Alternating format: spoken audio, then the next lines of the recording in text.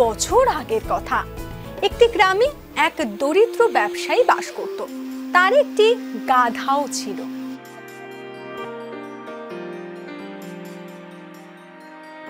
ব্যবসায়ীর বাড়ি থেকে কিছুটা দূরে একটি বাজার ছিল, যেখানে লোকেরা প্রতিদিন কেনাকাটা করতে আসতো। ব্যবসায়ী প্রতিদিন গাধার পিঠে করে জিনিসপত্রের বস্তা বাজারে নিয়ে যেত। সে খুব ভালো এবং দয়ালু ব্যক্তি ছিল। সে তার গাধাটিরও ভালো যত্ন করত। তবে গাধাটির একটা সমস্যা ছিল, সে খুব অলস ছিল। সে কাজ করা মোটেও পছন্দ করত না।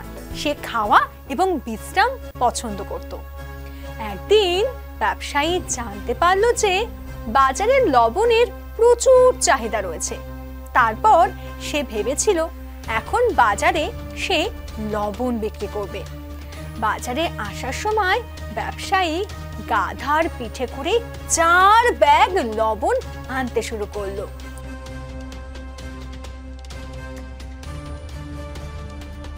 সে গাধার অলসতা সম্পর্কে জানতো, তাই গাধা যখন চলতো না তখন সে গাধাকে 2 বার ধাক্কা দেয়।